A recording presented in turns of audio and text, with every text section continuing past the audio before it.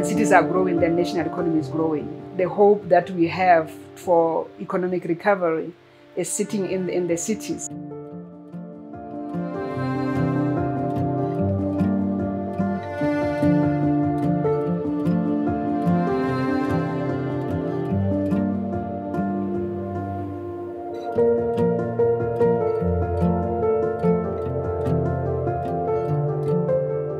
Cities are very important, and they are going to be even more important in the future. In Africa, where we have about 40% of the population that is in cities, and that will grow to 60% by 2050. We at the World Bank would like to help the city leaders to be able to plan for that, support growth, support job creation, but more importantly, make sure that people live in livable cities.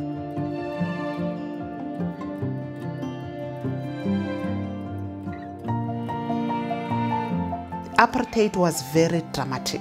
It actually placed people and chose where people live. People could not work and live in the same space.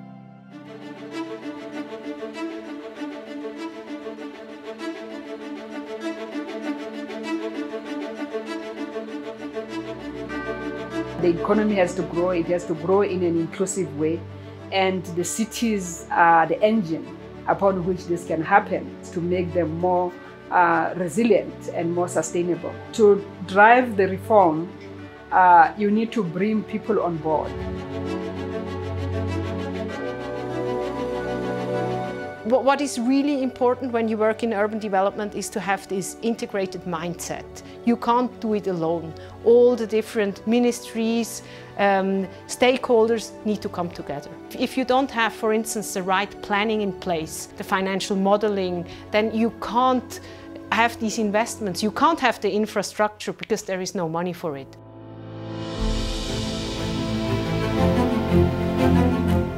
The key issue is governance, which has to do with leadership. To be able to drive any change of this magnitude, you need not only capable leadership, but you also need leadership that has got values. Everything starts and ends with governance and the capability and the ability of that team in the municipality. Senior leaders in local government have a 5-year opportunity to make a difference.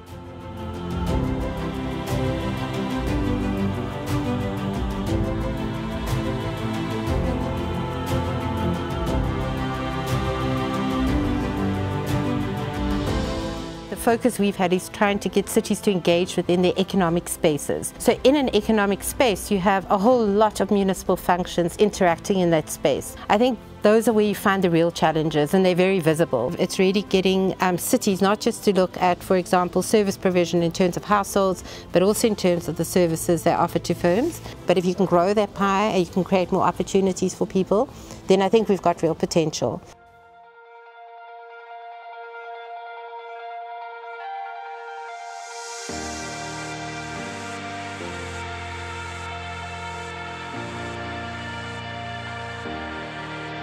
Most of the residential areas in South African cities were so far from urban centers. They actually spend close to 40% of their salaries and wages towards transport. That is a big, unique South African concept that is actually quite difficult to transform. Transport is obviously the lifeblood of cities. Our cities are saddled with the legacy of apartheid spatial planning. People have to travel exceptionally long distances in our cities, and so ensuring that people have access to good quality, affordable, reliable public transport is critical not only for social well-being, but also for the economic development of the cities.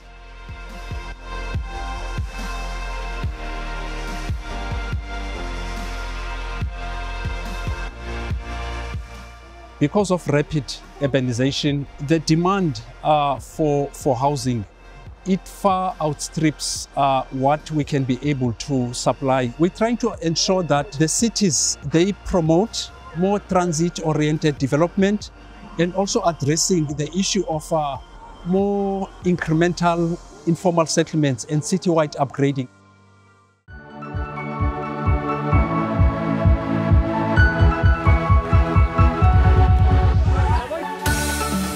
So in South African cities, the fact that so many poor people live in marginal spaces on the edge of cities, they expose the poorest people to the risks and impacts of climate change. And so how do you ensure your infrastructure networks are able to cope with the increased density of people? And all of these factors need to go together into the planning of and renewal of infrastructure networks. The concept of resilience is effectively being able to absorb a shock and then bounce back from it. So there's various shocks that can affect the cities here in South Africa, and what we want to do is understand how can cities better prepare for those shocks, respond to those shocks, and actually reduce the impact.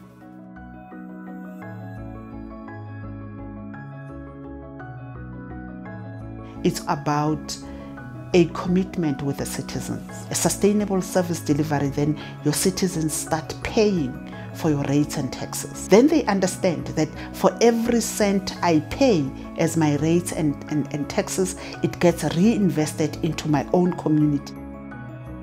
We think the vision is good and it is worth actually pursuing it and fighting for it.